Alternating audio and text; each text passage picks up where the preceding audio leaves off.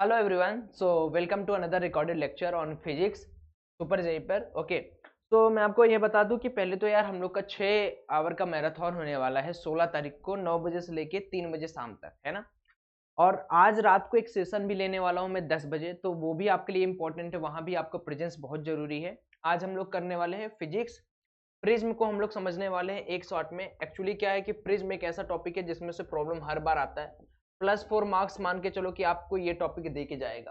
This topic will give +4 marks, और बहुत easy way में हम लोग इसको पढ़ने भी वाले हैं, बहुत ज्यादा ये खतरनाक टाइप का है भी नहीं। अपार्ट फ्रॉम दिस, अगर आप लोग को पता होगा तो सुपर जेई चैनल पे आप लोग बहुत पहले से ही अवेलेबल हो। अगर आप लोगों ने अभी तक टेलीग्राम में या लिंक में अपन नहीं ने ज्वाइन किया है तो जाके टेलीग्राम चैनल ज्वाइन करो। सुपर जेई चैनल है, सर्च कर लेना। अगर आप टेलीग्राम पे डायरेक्ट सर्च करोगे तब भी आ जाएगा। मेक श्योर कि अगर इसके अदर कॉपीज ऑफ चैनल हैं, आप इन सारी चीजों को अच्छे से पढ़ लेना। ये लिंक दे देना t.me/unacademy super जेई, आपको वहां पे भी मिल जाएगा। उसके बाद अगर आपको कोई भी प्रिपरेशन करनी है तो you have to use this code target. आज 10 PM पर हम आपसे मिलेंगे, जहां पे मैं आपको शॉर्टकट्स ऑफ फिजिक्स बताऊंगा कि किस तरह फिजिक्स के शॉर्टकट्स को अप्लाई करते हैं, किस तरह शॉर्टकट के तरीकों को अप्लाई करके हम लोग बहुत सारी चीजें यहाँ से गेन कर लेते थे। ये भी आपके लिए एक बहुत बढ़िया फायदेमंद चीज है कि अगर आप रात को 10 बजे मेरा सेशन देख लो तो काफी कुछ हो जाएगा। अच्छा भाई, सेशन देखने के लिए क्या करना है, जस्ट ये सुपर जेई का टेलीग्राम ज्वाइन कर लो, वहां मैं लिंक प्रोवाइड कर दूंगा, वहां से भी आप देख सकते हो। Well and good. अच्छा जी भैया, उसके बाद क्या है, उसके बाद आज हम लोग पढ़ने वाले हैं प्रिज्म। तो एक शॉर्ट में प्रिज्म खत्म करेंगे। कुछ बेहतरीन तरीके हैं, कुछ बेहतरीन प्रॉब्लम्स में लेके आया हूँ।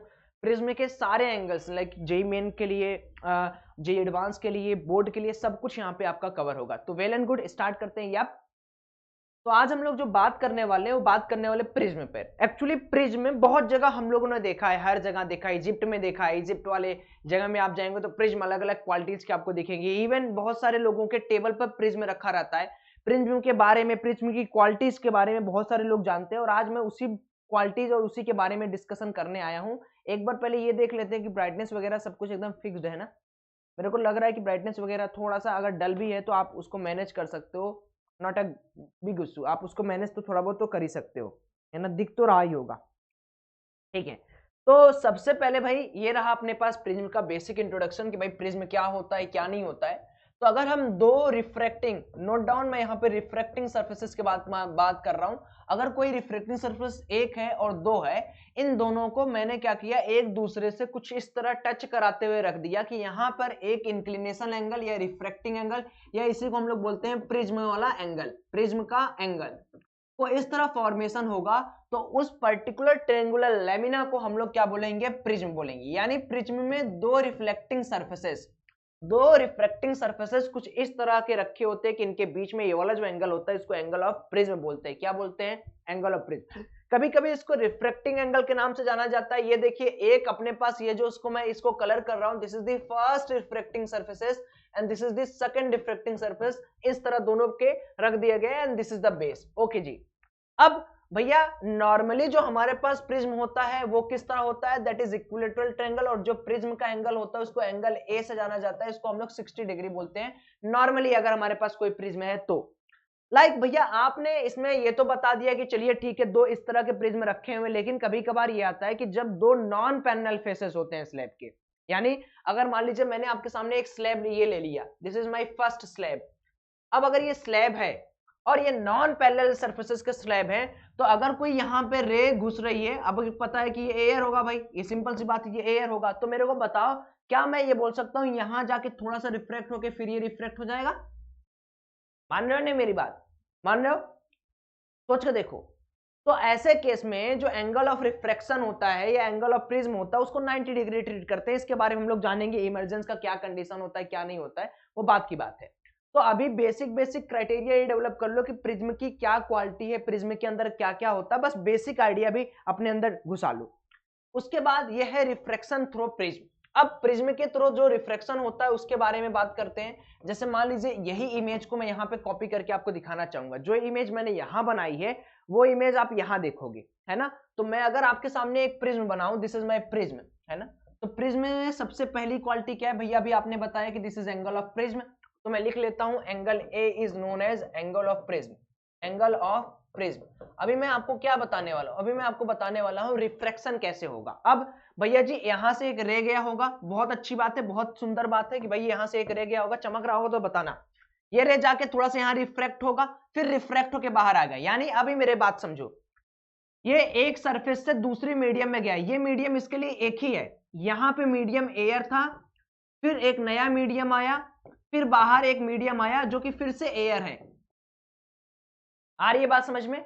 तो क्या मैं आपको ये बोल सकता हूं कि देखने में तो भले लग रहा है कि बेचारा रिफ्रैक्ट कर रहा है, लेकिन भैया कहीं ना कहीं ये एक्चुअल में मीट इधर करने चाहिए थे, दोनों रेज यहां कहीं मीट करते हुए दिखाई देने चाहिए थे। हाँ या ना बोलो पहले, एग्जैक्टली हाँ या ना बोलो, बहुत बढ़िया।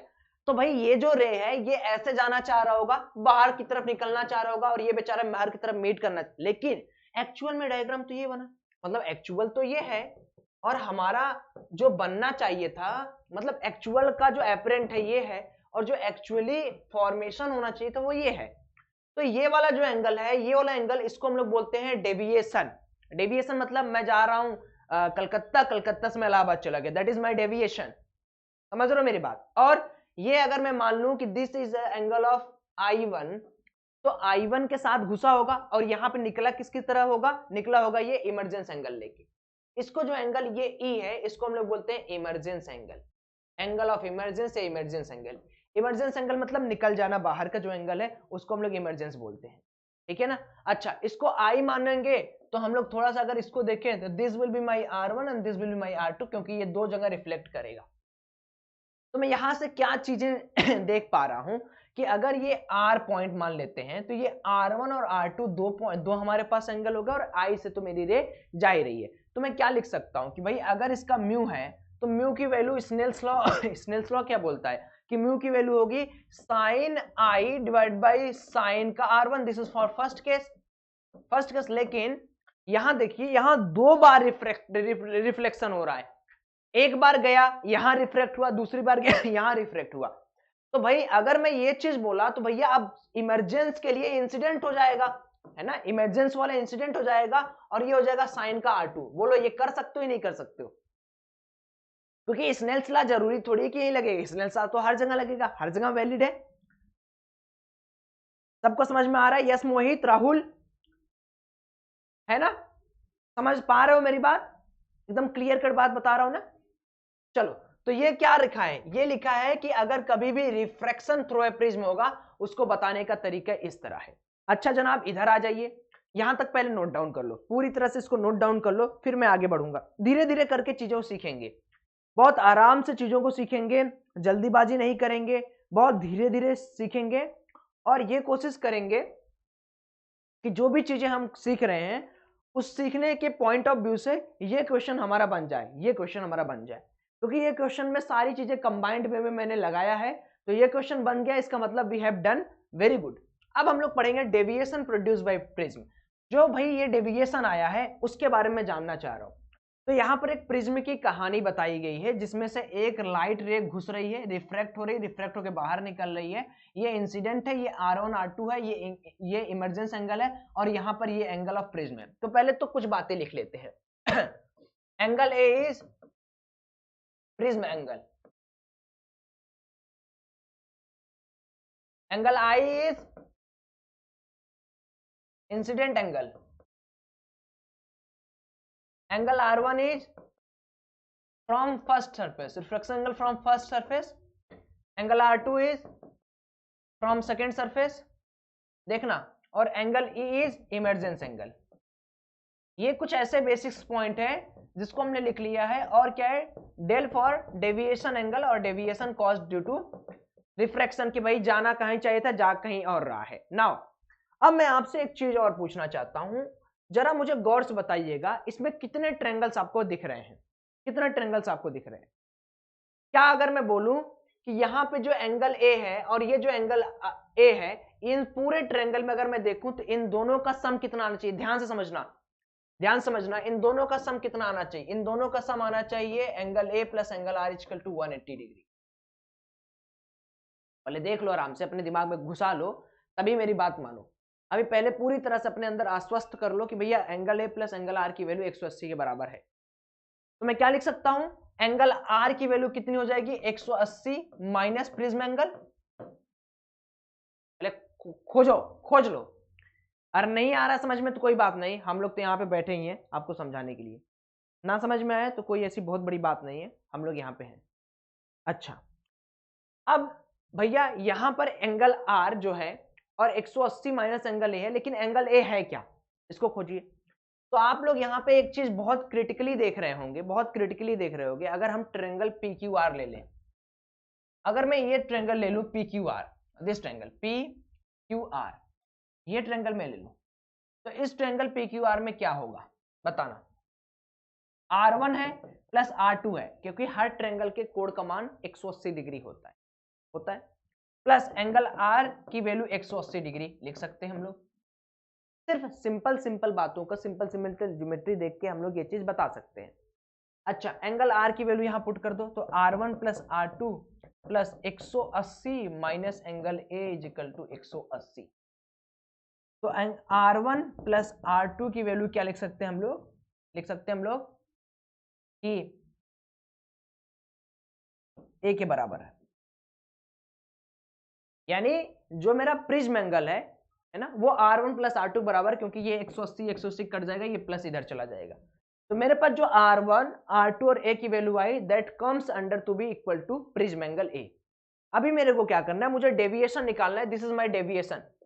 तो डेविएशन के लिए क्या है, अगर मैं किसी एक ट्रायंगल को पकड़ूं जिसमें डेविएशन आता है, तो मुझे पता चलेगा कि SPQA वाला ट्रायंगल है, यस PQ दिस ट्रायंगल। तो डेविएशन का मतलब क्या हो गया, deviation is acting as a exterior angle for this triangle SPQ clear कर रहा है। तो डेविएशन इज नथिंग बट इस वाले एंगल का सम और इस वाले एंगल का सम, क्योंकि अगर कोई ट्रायंगल आपके पास इस तरह दिया हुआ है, अगर ये थीटा है और इन दोनों का समेशन R1 R2 है, तो डेल की वैल्यू कितनी आ जाएगी, R1 प्लस R2 के बराबर। तो सेम फंडा यहाँ पे करेंगे। इसके लिए एंगल SPQ को जोड़ो प्लस एंगल SQP को जोड़ दूंगा, तो डेविएशन मिल जाएगा, हाँ या ना बताइए, बोलिए मिल जाएगा। अच्छा, इसके लिए एंगल कितना आएगा, I माइनस R1 आएगा, प्लस SQP के लिए क्या आएगा, I minus R2, E minus R2। समझ लो मेरी बात, E माइनस R2। जरा इसको सॉल्व करते हैं, तो ये हो जाएगा I माइनस का R1 प्लस E माइनस का R2। I plus E minus common ले लोगे, R1 प्लस R2 आ जाएगा। तो डेल की वैल्यू क्या आ जाएगी, R1 प्लस R2 की वैल्यू यहाँ A से सब्स्टिट्यूट कर देते हैं। सो डेल की वैल्यू मेरे पास कितनी निकल के आ गई, it comes to be, seems to be I plus E minus A. This is our net result for deviation produced by a prism. Everyone please note down, कि deviation by prism is I plus E minus A. I is angle of incidence, E is angle of emergence and A is prism angle. कितने लोगों को एकदम clear cut बात समझ में अगर आया तो आपके कॉपी पे सुनहरे अक्षरों से लिखा जाना चाहिए, सुनहरे अक्षरों से लिखा जाना चाहिए। ग्रेट। तो डेविएशन प्रोड्यूस हमने पूरा कर लिया है ना, डेविएशन किस तरह होता है।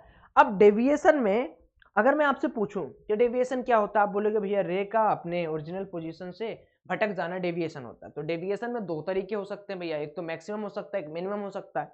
तो सबसे पहले हम लोग जाने वाले हैं मिनिमम डेविएशन कितना होगा। मिनिमम डेविएशन का कितना होगा, तो मिनिमम डेविएशन के लिए पहले तो रूल पढ़ लो क्या है। जैसे मैंने ये फिगर आपके सामने बना भी दिया है, आपको रूल पता चल गया होगा। अगर कोई भी एंगल से इंसिडेंट हो रहा है, वो सेम एंगल का रिफ्रैक्शन बनाता है दोनों प्लेट्स पे। फिर से सुनना, दोनों प्लेट्स पर यानी दोनों पॉइंट्स पर अगर सेम रिफ्रैक्शन का एंगल बनाता है, दैट तो वहां से जो रिफ्रैक्शन की वजह से deviation produce that will B minimum. तो हमने जाना कि डेविएशन का मतलब होता है I plus E minus A। Angle of prism तो सेम रहेगा, एंगल ऑफ प्रिज्म में कुछ बदलाव तो होना नहीं है। अब डेल की वैल्यू, डेल मिनिमम कब होगी, जब R1 की वैल्यू R2 की वैल्यू R के बराबर हो जाए या किसी कांस्टेंट के बराबर हो जाए। मेरे को उससे कोई दिक्कत है, कोई परेशानी नहीं है। तो ये तो पहला कंडीशन होगा। दूसरा कंडीशन क्या है, I की वैल्यू इमर्जेंस के बराबर हो जाए। This two are the most important condition which we have to analyse here. कि पहले तो I और इमर्जेंस बराबर हो, यानी अगर मान लो ये 60 डिग्री से घुस रहा है, 60 डिग्री से निकल जाए। तो जब 60 से निकल रहा है, इसका मतलब R1 R2 अपने आप बराबर हो गए। This is self understood task. तो भाई इसमें पुट कर दो वैल्यू। तो R की वैल्यू कितनी आ जाएगी भाई, R की वैल्यू आ जाएगी A/2 के बराबर, क्योंकि हमें पता है ना। और आई की वैल्यू कितनी आ जाएगी भाई, a plus del minimum, a plus del min by 2, यहाँ पे वैल्यू पुट कर दो। तो डेल मिन की वैल्यू कितनी आ जाएगी भाई, क्या आ जाएगी, साइन का a plus del min by 2, हमने क्या देखा है, साइन आई बाई साइन का आर, आर की वैल्यू कितनी है, a by 2। This is from Snell's law. हाँ जी कर लीजिए। अरे ये म्यू है, म्यू है ये, it is mu, it is mu, it is mu, it is mu. जो रिफ्रैक्टिव इंडिसेस है उसके बारे में कैलकुलेट करना रहता है कि अगर डेल मिन है तो रिफ्रैक्टिव इंडिसेस पे क्या फर्क पड़ेगा। तो this is the clear cut case for minimum deviation. अब आपके सामने मैं एक ग्राफ अगर बनाने की बोलूं, अगर मैं आपसे ग्राफ बनाने की बोलूं, क्योंकि ग्राफ देखो एक तो बोर्ड एग्जाम में डायरेक्ट पूछता है और दूसरी चीज आपको याद भी होनी चाहिए। अगर मैं आपसे डेल वर्सेस आई का ग्राफ पूछ लूं तो आपका ग्राफ किस तरह होगा, आप बोलोगे भैया कि अगर दिस इज फर्स्ट I1 और इसकी वैल्यू आई के बराबर है, दूसरा दिस इज I2 और I2 की वैल्यू हमेशा इमर्जेंस के बराबर होनी चाहिए, वी नो दैट। तो एक लाइन अगर भैया हम यहाँ घिस दें और एक लाइन हमारा घिस दें यहाँ, आई पर कितना होगा, डेल मिन होगा, बताओ समझ लो मेरी बात, आई पर कितना होगा, डेल मिन होगा। और आई इजिकल टू ई पर कितना होगा, आई इजिकल टू ई पर कितना होगा, आई इजिकल टू ई पर भैया डेल मिन के बराबर है। अगर आई की वैल्यू ई के बराबर हो जाएगा तो दिस विल बी डेल मिन, यानी जो ग्राफ बनेगा वो छूते हुए जाएगा इसको। ये बहुत इंपॉर्टेंट ग्राफ है, कई एग्जाम में ये पूछा जा चुका है, तो आप एक बार कोशिश करना कि भाई इसको कर लेना। और अगर आई की वैल्यू अलग है ई के, तो यहाँ पे जो डेल आता है वो डेल आता है, जो डेविएशन आता है जो हम लोगों ने इस क्लास में निकाला था कि डेल की वैल्यू आई प्लस ई माइनस ए है, तो अगर ई की वैल्यू आई के बराबर है तो इट मीन्स कि ये इस तरह का फॉर्मेशन करेगा जिसका ग्राफ हम लोगों ने बना के रखा है। तो इस तरह का एक ग्राफ है जो कि बोर्ड के एग्जाम में तो मुझे लगता है कि हर बार पूछता है, एंड यस जेईई मेन और जेईई एडवांस में भी कभी कभार इसका मन किया, तो this will falls under your category, ठीक है ओके। तो मोहित इज आस्किंग कि भैया अगर ए बहुत स्मॉल है तो उसके लिए एक दूसरा फॉर्मूला निकल के आता है, बट लेटली मैंने सोचा था वो पढ़ाने को, but as I can see कि बहुत सारे क्लासेस में मैंने देखा है किसी में कभी वो प्रॉब्लम पूछता नहीं है ना। ये मोहित बहुत सही क्वेश्चन पूछेगा, अगर ए का वैल्यू बहुत स्मॉल होगा तो एक जनरल केस है कि ए की वैल्यू बहुत स्मॉल होती है तो कुछ करके वो म्यू ऊपर या नीचे करके फॉर्मूला आता है, लिटरली मैं उसको पढ़ाता नहीं हूँ कभी, हाँ तो मुझे न तो याद है न मैं उसमें ज़्यादा टाइम समय वेस्ट आज तक किया हूँ, ठीक है ना। No Ashu Singh you are wrong, Mohit is asking कि अगर ए बहुत छोटा हो जाएगा तो मोहित ने बोला कि भैया अगर ए बहुत छोटा हो जाएगा तो इसका मतलब क्या कोई नया फॉर्मूला आएगा, यस एग्जैक्टली, अगर ए बहुत छोटा हो जाएगा उसका एक नया फॉर्मूला आएगा ही आएगा, ठीक है। Now we will discuss the maximum deviation. Maximum deviation देखो, सबसे पहले तो अपन को ये चीज तो हमेशा याद हो जानी चाहिए कि डेल की वैल्यू क्या थी, आई प्लस ई माइनस ए, ये चीज तो हमारे एकदम दिमाग में घुस जानी चाहिए, this is the deviation formula, exact deviation formula. अब हमने मिनिमम के बारे में देख लिया, if we need to maximize the deviation then we have the following condition कि मैं आई की वैल्यू 90 डिग्री पे रखनी पड़ेगी, यानी इमरजेंस जो इंसिडेंट एंगल है वो ऐसे फेंको 90 डिग्री पे, तो जब 90 डिग्री पे भेजोगे तो यहाँ से जो डेल मैक्सिमम की वैल्यू आएगी that will be 90 plus e minus a. मेरी बात समझ में आ रही है। नाउ अब यहाँ पे R1 R2 का कोई कॉम्बिनेशन नहीं है, यहाँ R2 R1 नहीं बदलेगा, यहाँ क्या बदलेगा मैं बता रहा हूँ। यहाँ पे होगा क्या कि हम लोग अगर यहाँ पर स्नेल्स लॉ डिफाइन करेंगे तो म्यू की वैल्यू क्या आ जाएगी, sign i by sign R1, समझना मेरी बात। और जो आई है वो 90 डिग्री पे चल रहा है, तुमने रे ऑप्टिक्स में क्रिटिकल का कॉन्सेप्ट पढ़ लिया है कि भैया साइन R1 की यहाँ पे वैल्यू कितनी है, वो 90 डिग्री इंसिडेंट रहता है तो वो कितना हो जाता है 1/म्यू के बराबर, क्रिटिकल एंगल का कॉन्सेप्ट तुमने पढ़ा है। तो R1 की वैल्यू क्या हो जाएगी, साइन इनवर्स 1/म्यू, और ये किसके बराबर होगा, this will be equal to critical angle, इसको तुम लोगों ने कई बार पढ़ लिया है। और भैया R1 प्लस R2 की वैल्यू हमेशा प्रिज्म एंगल के बराबर है, जैसा हमने पिछली बार डिराइव किया था। तो यहाँ से भैया R2 की वैल्यू कितनी आ जाएगी, a माइनस R1, और a माइनस R1 का मतलब a माइनस सी कह सकता हूँ मैं, कह सकता हूँ मैं a माइनस सी कह सकता हूँ, नहीं कह सकता हूँ। तो अब हमें अगर दूसरी बार म्यू डिफाइन करना होगा तो mu equal to sine e divided by, ये तो पहला वाला हो गया, sign E by R2, sign का R2 मतलब a माइनस सी, समझ रहे हो मेरी बात। पहले हमने सिंपली साइन आई पहले वाले फ्लैट सरफेस के लिए, this is the my first surface, इसके लिए हमने डिफाइन किया। अब हम सेकंड वाले सरफेस का डिफाइन करना चाह रहे हैं, तो सेकंड वाले सरफेस के लिए एंगल ऑफ इंसिडेंट ई बनेगा और उसके नीचे साइन ए माइनस सी बनेगा। समझना बात को। अब इसी को थोड़ा और तोड़ दो, साइन ए की वैल्यू आ जाएगी mu times sign a minus सी। आया बात समझ में? और मुझे एक बात बताओ, अभी ये दोनों जो बराबर फॉर्मूले हैं, हमने यहां पर ये देखा कि भैया ये दोनों तो एक दूसरे के बराबर होते हैं, देखा है कि नहीं देखा? ये दोनों तो एक दूसरे के बराबर होते हैं। तो भैया क्या हम ये लिख सकते हैं कि इस वाले में मेरा जो ई आएगा वो आएगा sine inverse of mu times sine of a minus c? बिल्कुल आएगा भैया। तो ई की वैल्यू भी हमारे सामने आ गई, कितनी आ गई? ये आ गई। तो डेल मैक्स की वैल्यू कैसे लिखोगे आप? डेल मैक्स की वैल्यू लिखोगे इसको लेके, यहां पर अपने पास ये है, डेल मैक्स की वैल्यू के लिए ई यहां पुट कर दोगे, तो डेल मैक्स की वैल्यू कितनी आ जाएगी भाई? ये आ जाएगी 90 प्लस ई की वैल्यू कितनी है? Sine inverse mu sine a minus c, ठीक है, माइनस का a. This is your value for del max. Please note down बेटा, ये बहुत इंपॉर्टेंट है। Each of you must have realise the whole concept behind this, कि हमने क्यों ई निकाला, क्यों हम लोग ऐसे थोड़ी छोड़ सकते हैं कि ई निकाल के छोड़ दे, है ना? आप यहां तक छोड़ दिए तब भी आपको तो समझ में आ गया भाई मैक्सिमम डेविएशन है ये ना। अगर मैं यहां तक भी छोड़ दूं तब भी आपको समझ में आ जाएगा भैया तो मैक्सिमम डेविएशन है, ठीक है? तो ये चीज तो है भाई कि अगर हमें लिटरली समझना है ये चीजों को तो हम इस तरह का कर सकते हैं, लेकिन द फैक्ट इज कि हमें हर चीजों को रखना है ना। बाद में आपको क्या दे दिया, मान लो प्रॉब्लम में क्रिटिकल एंगल दे दिया, एंगल ऑफ इसका दे दिया, म्यू दे दिया, तब आपसे डेल मैक्स पूछ लिया, तब आप क्या करोगे? फिर से इस फॉर्मूले को जाने के लिए अभी से ये चीज याद रखो कि भाई मुझे यहां से लेके यहां तक जाने के लिए क्या कॉन्सेप्ट यूज करना है, वो चीज आपके लिए भी यूजफुल हो जाएगी। बाद में बहुत बड़ा दिक्कत नहीं होगा। चलो मारो स्क्रीनशॉट इसका फटाफट।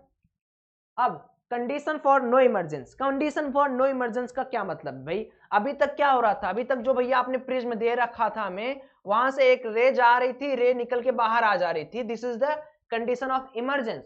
But condition of no emergence is कि भाई एक सरफेस से दूसरी सरफेस में लाइट रे घुस तो जाए बट निकल के बाहर ना आए। इट मींस यहाँ पे आए, फिर रिफ्लेक्ट हो, फिर रिफ्लेक्ट हो, फिर रिफ्लेक्ट हो, फिर यहीं पे इसी में घूमता रह जाए।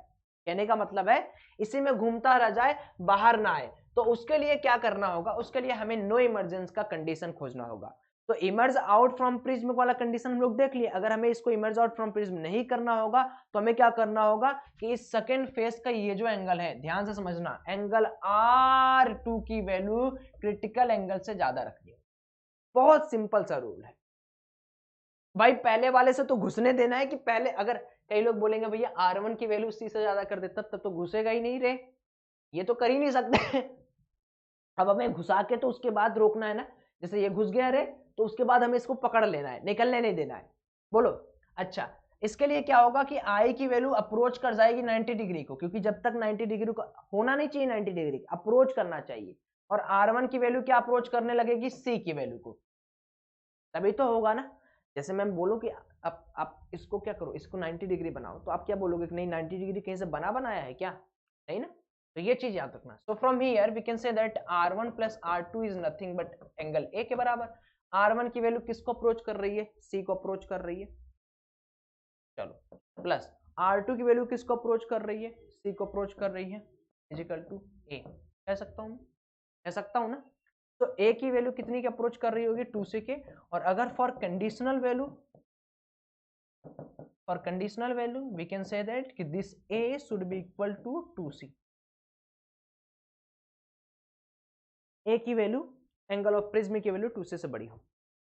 अगर ये कंडीशन, अगर आपको कहीं भी दिखे कि ये कंडीशन अप्लाई हो रहा है, जैसे option A B C D करके एक क्वेश्चन दे दिया, क्वेश्चन ने बोला कि प्रिज्म का एंगल 60 है और क्रिटिकल एंगल मान लीजिए, प्रिज्म का एंगल मान लीजिए 120 270 है, मान लीजिए प्रिज्म का एंगल 270 है और क्रिटिकल आपका जो है वो है 90।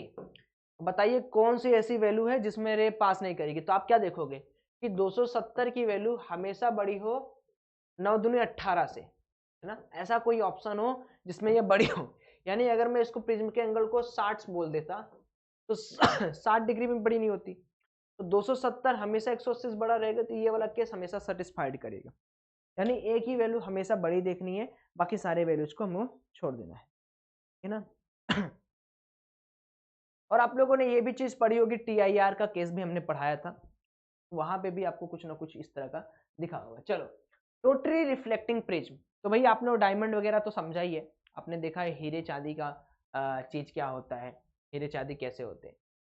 तो जो टोटली रिफ्लेक्टिंग प्रिज्म होते हैं, बेसिक होते हैं कि जिनका जो क्रिटिकल एंगल होता है ग्लास और एयर के रेफरेंस में, इनका जो क्रिटिकल एंगल होता है ग्लास और एयर के इंटरफेरेंस में वो 42 डिग्री होता है। सिंपल सा स्टेटमेंट है, this is a fact based statement, इसे याद कर लेना। यानी जो भी टोटली रिफ्लेक्टिंग प्रिज्म आज तक दुनिया में बना है, उनका एयर टू मीडियम जो कॉन्टेक्ट, यानी ग्लास टू एयर जो मीडियम कॉन्टेक्ट है वो 42 डिग्री का होता है। तो अगर इस तरह के आप कुछ बना दोगे कि जो इंसिडेंट लाइट होगी वो ग्रेटर हो जाएगी क्रिटिकल एंगल से, तो ये बिकम टोटली रिफ्लेक्ट हो जाएगा, यानी बाहर आएगा ही नहीं, घुसता रहेगा उसमें, दौड़ता रहेगा, आता रहेगा, बाहर जाता रहेगा, कभी बाहर नहीं आएगा, ठीक है ना, उसी में घुस देगा, ठीक है ना। दूसरा है रिफ्लेक्टिंग प्रिज्म। अब देखो रिफ्लेक्टिंग प्रिज्म में क्या होता है कि आप यहाँ पे एक ऑब्जेक्ट रखते हो, वो दूसरी तरफ से आपको दूसरा ऑब्जेक्ट दिखता है, जैसे आपको फिगर 2.5 पे बता रहा है, ये एक राइट एंगल आइसोस्केलेस प्रिज्म होता है। सबसे पहला पॉइंट लिख देना, this is right angle isosceles triangle. Second thing कि भैया अगर राइट एंगल आइसोस्केलेस ट्रायंगल है तो उसके पास क्या प्रॉपर्टी, इसमें क्या होता है कि जो रे ऑफ लाइट होती है वो हाइपोटेनस के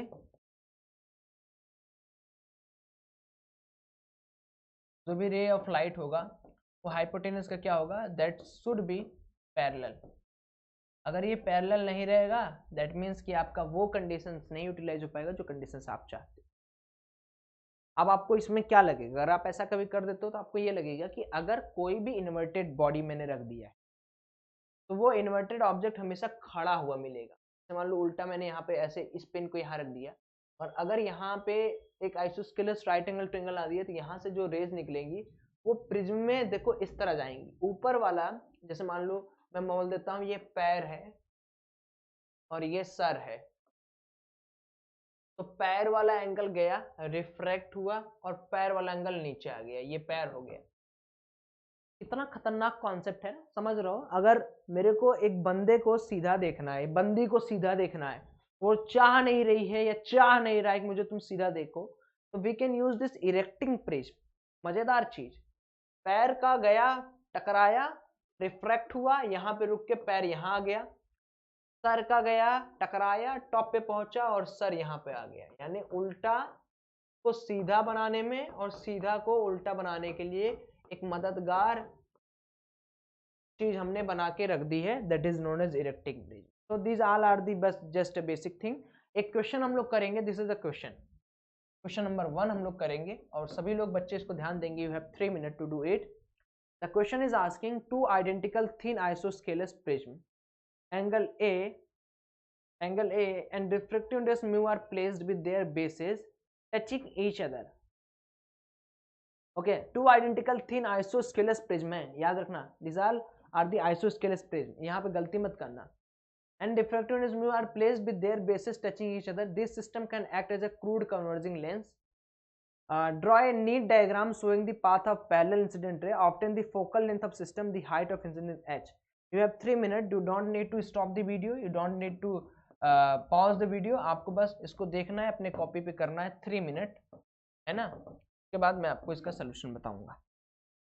पहले समझ लो, पहले फिगर को ड्रॉ करने की कोशिश करो कि भाई हम फिगर को ड्रॉ किस तरह कर सकते हैं। दो identical thin isosceles prism, thin मतलब पतले पतले दो होंगे जिनको ऐसे लगा दिया गया है, आइडेंटिकल है, इट मीन्स कि they are bases touching each other.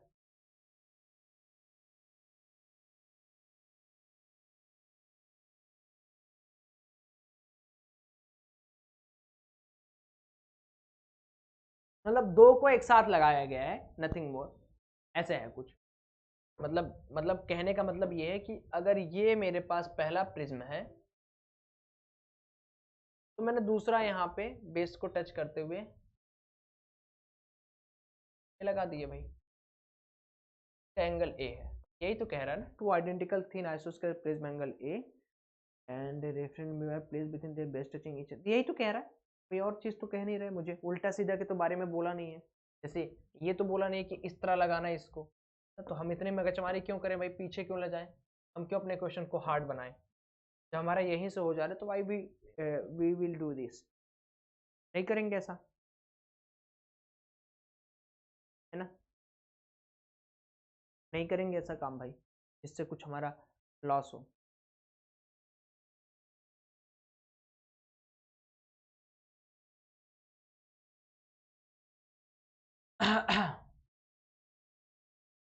Going the path of parallel incident, तो मान लो कि मेरे को पैरेलल इंसिडेंट दिखाने हैं, एक पैरेलल इंसिडेंट यहाँ से गया, एक पैरेलल इंसिडेंट यहाँ से गया, तो चूंकि हमने जो अपना डायग्राम बनाया है वो इस तरह बनाया है, राइट, इस तरह बनाया है, तो ये घुस तो जाएगा, घुस तो जाएगा, लेकिन क्या होगा, यहाँ से घुसते ही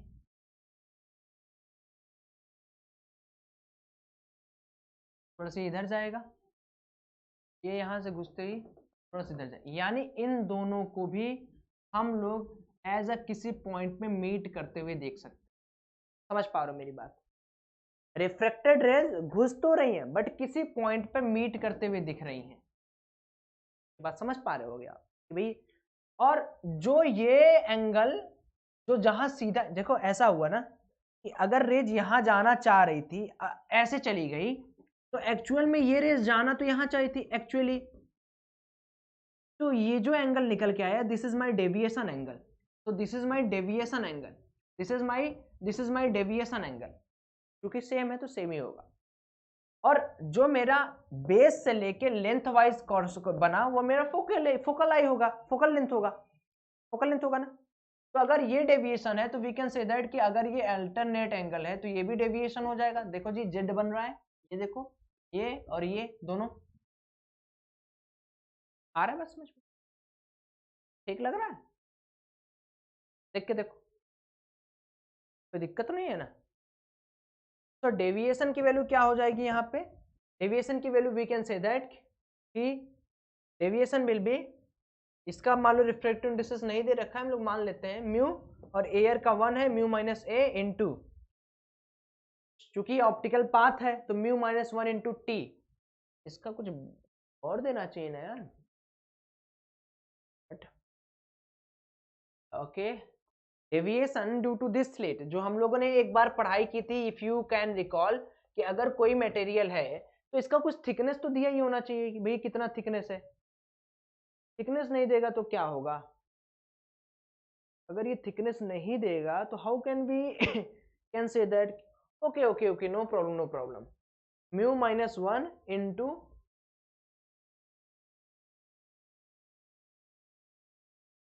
okay okay, no problem no problem, it is given that angle of prism is 1, so del is equal to mu minus 1 something like angle of prism, तो ये भी तो कर सकते हैं, it is also a formula कि भैया अगर कभी भी आपको ना दिया थिकनेस तो you will be compare to mu minus जो बाहर का एयर का 1 होता है, म्यू माइनस 1 इंटू ए, है ना।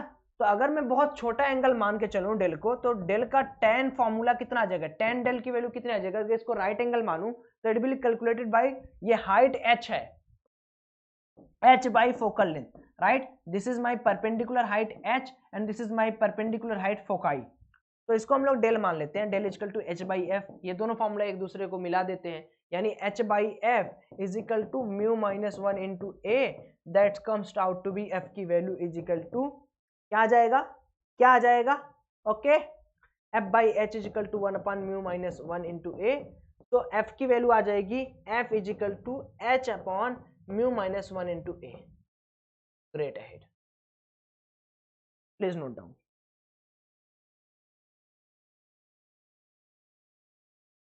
please note down, okay, so there is a lot of confusion in this question यार। पहली बात तो इसने ये नहीं दे रखा है कि ये ऐसे बन रहा है, ये ऐसे बन रहा है, सिर्फ उसने दो रखा है, अच्छा दो बन रहा है, इसकी वजह से हमने थिकनेस, देखो ये क्या है ना, ये इस पे एक और आके चढ़ रहा है, इसलिए हमने ये मान लिया कि इसका जो एंगल का जो होगा वही इसका थिकनेस शो करेगा, है ना, it is approximation, don't use it another face, ठीक है। ये क्वेश्चन में थोड़ी सी तो गड़बड़ी है। इट इज जनरली ऑब्जर्विंग कि भाई अगर ये ऐसे दोनों को टच कर रहा है, इट मीन्स कि पीछे भी कुछ ना कुछ इसमें दिया होना चाहिए, बट क्या कर सकते हैं, क्वेश्चन का है भाई, अब क्वेश्चन वाले हैं, जैसा उनका मन करता है वैसे वो देते हैं, व्हाट कैन वी डू। ठीक है, चलो कोई ना, let's skip this question, but as a pre request knowledge please keep down कि अगर दो को मिला रहा है इट मीन्स जो थिकनेस होगा that will be totally depend on the angle. अब हम लोग थोड़ा सा पढ़ते हैं डिस्पर्सन ऑफ लाइट्स, है ना, डिस्पर्सन ऑफ लाइट्स के बारे में थोड़ा सा पढ़ते हैं। डिस्पर्सन ऑफ लाइट क्या होता है, किस तरह होता है, ये चीजें कई लोगों को पता है और जिनको नहीं पता है वो आज जान जाएंगे कि डिस्पर्सन ऑफ लाइट से हमारा क्या कहना है और डिस्पर्सन ऑफ लाइट क्यों होता है ना। तो सबसे पहले डिस्पर्सन ऑफ लाइट के बारे में पूरा मैंने लिखा है, यहाँ पे देख लो क्या होता है।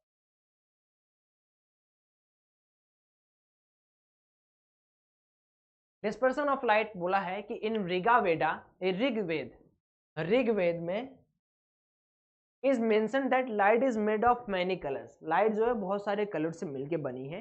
इन 1665 न्यूटन चाचा showed that natural light actually consist of 7 colour. तो जो व्हाइट लाइट होती है, ये न्यूटन कितना तेज था यार, इसको यही सब दिन भर आता था क्या, ये 7 कलर का मिक्सचर है। ठीक है, all the colors of light mixed together appears white. When white light is incident on one face of prism, a band of 7 colors is seen on other side of prism। ये cassette आपने देखा है, cassette वही है, इनका experiment कई लोगों ने देखा होगा, नहीं देखा होगा तो मैं घर पे बना दूंगा। Okay, these colors are violet, indigo, blue, green, yellow, orange and red। VIBGYOR, VIBGYOR, इसका ये छोटा सा फॉर्मूला है विबग्योर, इसको आप याद रखेंगे। The order of colours can be remembered by finding word VIBGYOR, violet, indigo, blue, green, yellow, orange and red. The splitting of white lights into its constituent colour is called dispersion of light. याद रखना, what is dispersion of light, dispersion of light is the splitting of white light into it constituents colour. जितने अलग अलग तरह के colour हैं अगर उसमें वो बट रहा है तो दिस दिख रहा है ना, this will be called dispersion of light. The band of colours formed on screen due to dispersion is called spectrum। तो ये जो बैंड फॉर्मेशन हुआ यहाँ पर, दिस इज स्पेक्ट्रम, इसको हम लोग स्पेक्ट्रम के नाम से जानते हैं। This is totally old concept, इसको हम लोगों ने पढ़ा भी है, इसको हम लोगों ने देखा भी है, तो no problem at all. Okay, causes of dispersion क्या होता है, इसको काउचीज ने दिया था, काउचीज इक्वेशन इसको बोलते हैं। इन्होंने बोला कि the refractive indices of any medium depends on wavelength of light, यानी मेरे पास लाइट किस तरह का है ना, वही डिफाइन करेगा किसी मीडियम का रिफ्रैक्टिव इंडिसेस कितना है। उन्होंने बोला it approximately is given by Cauchy's equation, that is refractive indices is equal to a plus b by wavelength का स्क्वायर। ठीक है, कोई मीडियम आपके पास है, you want to define their refractive index, just use this formula where a and b are constant as wavelength of red light is longer than violet light. तो सबसे पहले विबग्योर, इधर देखो, विबग्योर देखो, जो लाइट हम लोग कंसीडर करने वाले या फिर जो भी हम लोग आज के बाद कैलकुलेशन करने वाले उसमें हम लोग रेड को और वायलेट को कंसीडर करने वाले हैं, याद रखिएगा। रेड को हम लोग लैम्डा आर वेवलेंथ बोलते हैं, इसको लैम्डा वी वेवलेंथ बोलेंगे और अपना कैलकुलेशन भी हम लोग इसी तरह से करने वाले हैं। उन्होंने बोला कि as the wavelength of red light is longer than violet line, so mu times B is greater than mu times R. Exactly वही बात हो गई कि जो रिफ्रैक्टिव इंडिसेस आएगा है ना वायलेट का मिला के और उसका मिला के वो बड़ा आएगा, क्योंकि it is inversely proportional. The deviation angle in specific cases given by del equal to mu minus 1 into a, जो हम लोगों ने अभी पढ़ा है डेविएशन के बारे में। तो डेविएशन किसी भी तरह का इस तरह दिया जाता है, अभी हम लोगों ने इसको पढ़ा भी है और अप्लाई भी किया है। तो this formula can be remembered as a past, कि हम लोगों ने अभी इसको किया भी है और हम लोगों ने इसको विजुअलाइज भी कर रखा है, तो बहुत बड़ा डील नहीं है इसका, समझ पा रहे हो मेरी बात। अच्छा, hence deviation of violet color in maximum and so violet color is at lower end। तो जब हम लोगों ने स्पेक्ट्रम बनाया था तो स्पेक्ट्रम में हम लोगों ने ये देखा कि वायलेट एकदम नीचे है और रेड एकदम टॉप पे है, यानी जो डेविएशन मैक्स आता है वो रेड और वायलेट के बीच में आता है, यानी मैं बोल सकता हूँ वायलेट और रेड का जो मैक्सिमम डिफरेंस होता है that will B deviation maximum. अब उसी का हम लोग यहाँ यूज करने वाले हैं, दैट इज एंगुलर डिस्पर्सन कितना होता है। देखिए एंगुलर डिस्पर्सन का मतलब क्या हुआ कि लाइट को अगर हम लोग भेज रहे हैं, तो if we are supposing to send the light, तो हम लोग बोल सकते हैं कि व्हाइट लाइट यहाँ गया होगा, वायलेट रेड सब में बटा होगा, तो रेड वाले का जो डिस्पर्सन है this is denoted by del R, और वायलेट वाले का डिस्पर्सन है उसको हम लोग बोल सकते हैं डेल वी। हमें एंगुलर डिस्पर्सन चाहिए। एंगुलर डिस्पर्सन मतलब किसी दो के बीच में, तो दो के बीच में अगर हमें चाहिए इट मीन्स कि भैया मैक्सिमम माइनस मिनिमम, डिफरेंस ही तो हो निकालोगे। यानी अगर आपको एंगुलर डिस्पर्सन चाहिए तो आप क्या करोगे, del V minus del R, maximum वाले का। अच्छा भैया ये डेल आर क्या है, ये डेल आर ये डेल है, ये डेल है, डेल नेट है, ये मान लो डेल आर क्या है भैया, del R is dispersion produced due to deviation produced due to red light. So mu r is red light minus 1 into angle of prism. Hence dv for violet can be written as mu v minus 1 into a. So this formula can be calculated as under one fact also, del net is equal to dispersion net is equal to mu r minus 1 a. Okay, great. Sorry mu v v पहले है, mu V minus 1 plus ये हो जाएगा mu R minus 1 into A. So this is the net formula. You must have to remember this formula. You must have to remember this formula. और बहुत ही famous तरीका है इसको समझने का और इसको करने का।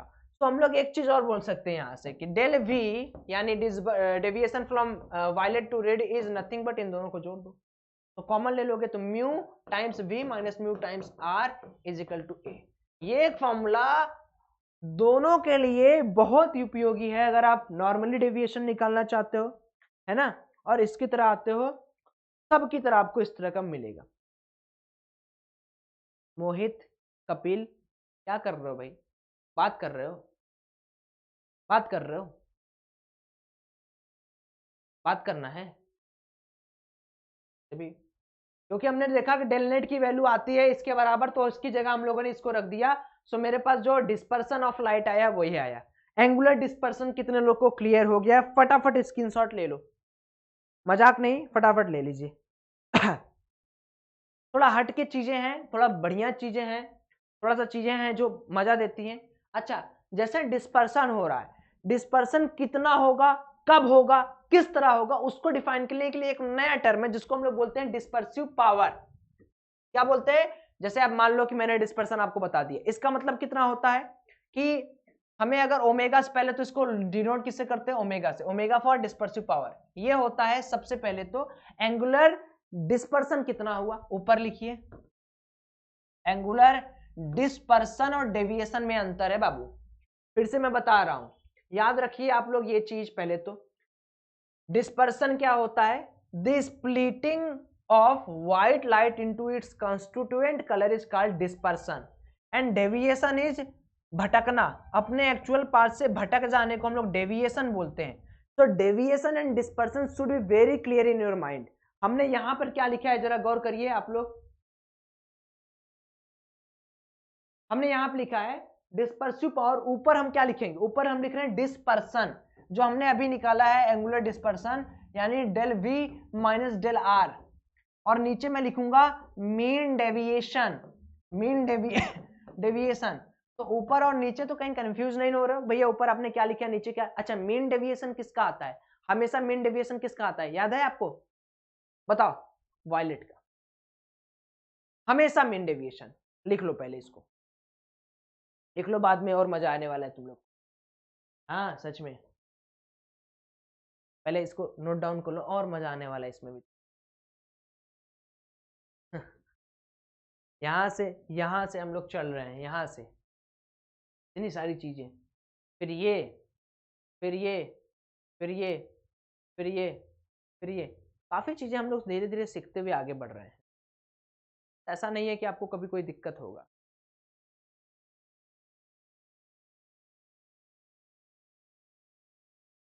चलो अब डिस्पर्सिव पावर को थोड़ा और गहराई से समझते हैं। Del V minus del R की वैल्यू कितनी थी, अगर आपने याद किया होगा तो ये वैल्यू इसकी आई थी, यानी mu times violet minus mu times red into a, अरे कहा a, first point, second mean deviation, mean deviation is nothing but mu minus 1 into. So omega can be written as a dispersive power can be written as mu violet minus mu red into A divided by mu mu is material A cut जाएगा, तो omega is equal to mu v minus mu r divided by. Again a new formula for you, please note down this formula. याद रहेगा मजा रहेगा, नहीं याद रहेगा मजा नहीं रहेगा, याद रखिए।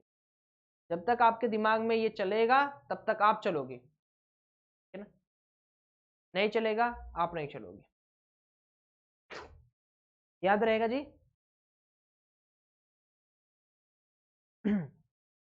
जब तक दिमाग में आपके ये चलेगा तब तक ये आपका चलेगा।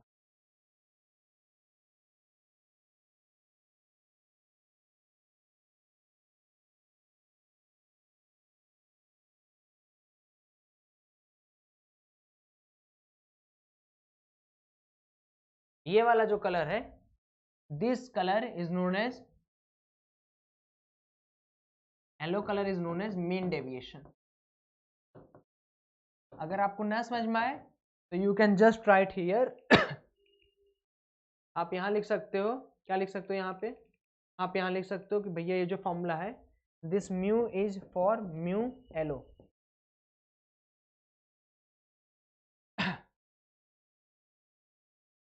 आगे बात समझ में,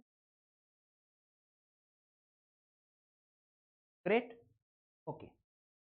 So this formula omega is mu violet minus mu red divided by mu yellow minus 1 can be written is another term in differentiation term.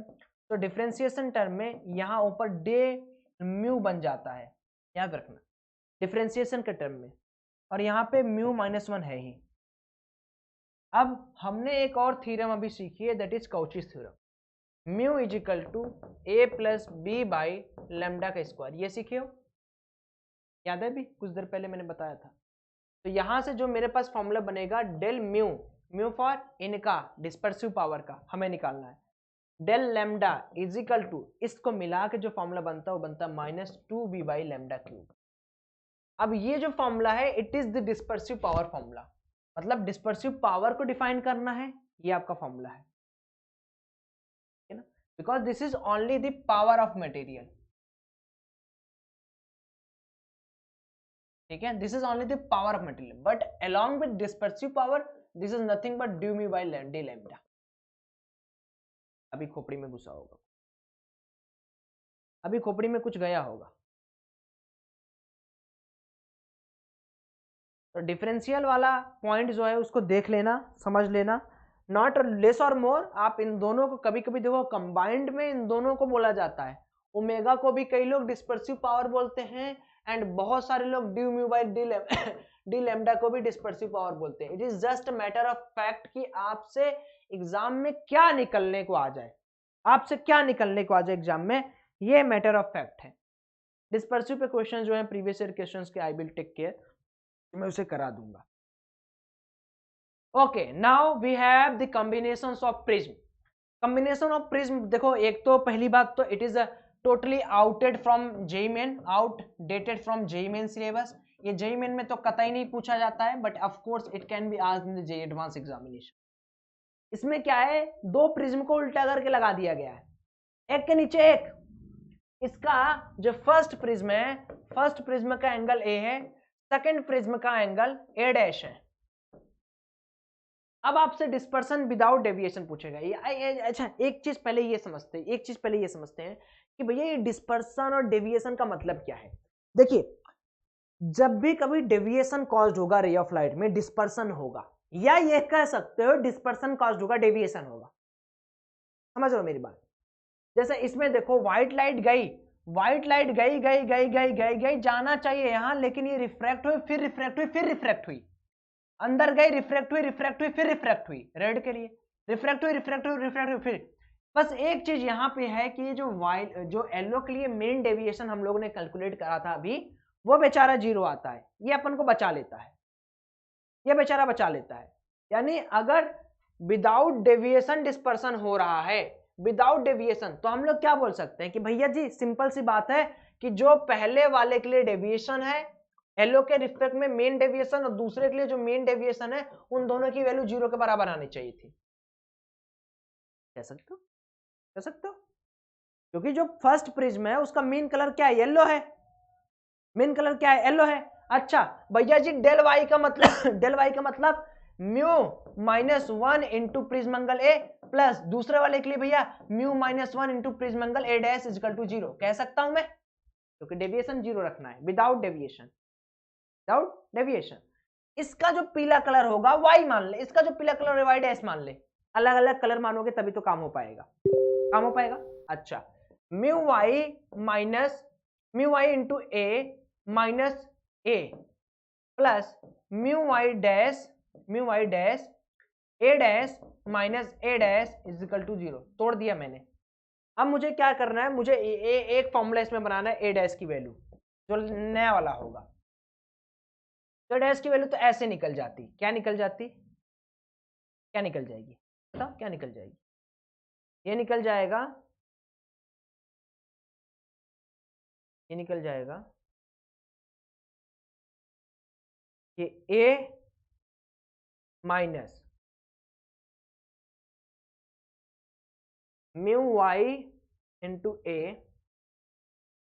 Divided by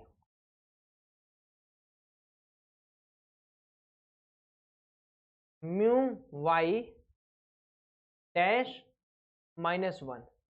ये ए डैश की फॉर्मूला आ गई मेरे पास। A dash is second prism angle, यहां से मैं निकाल सकता हूं, निकाल सकता हूं नहीं निकाल सकता हूं, बोलो निकाल सकता हूं नहीं निकाल सकता हूं, आ जाएगा ना। तो यही निकालना है आपको कि कितना होगा ए डैश की वैल्यू। ये क्वेश्चन में भी आया था पिछली बार, बहुत सारे लोग इसको छोड़ देते। यहाँ पर एक चीज और याद रखना कि यहाँ पर नेगेटिव साइन आएगा, अगर आप इसको प्लस में बदलना चाहोगे तो इट विल कम्स विथ है नेगेटिव साइन, क्योंकि ये चीजें हम लोगों ने ए डैश को यहाँ से कॉमन लिया, बट ये नेगेटिव साइन के साथ आएगा। नेगेटिव साइन ये बोलता है कि उनका जो आपने एंगल रखा है वो दोनों उल्टा रखा है, अपोजिट एंगल रखा है, समझ लो।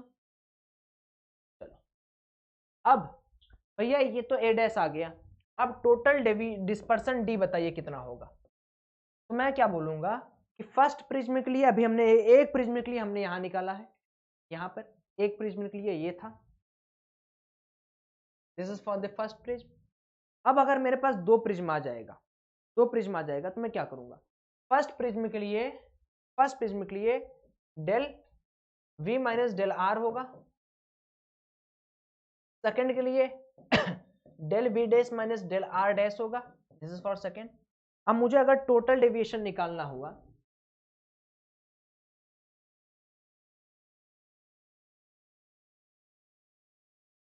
टोटल डेविएशन डी निकालना होगा, तो मैं क्या करूंगा, इन दोनों को जोड़ दूंगा, इसको और इसको जोड़ दूंगा ना, इनकी वजह से जो टोटल डेविएशन आएगा उसको क्या बोलेंगे, total deviation, sorry total dispersion, क्या लिख रहा हूं, टोटल डिस्पर्सन।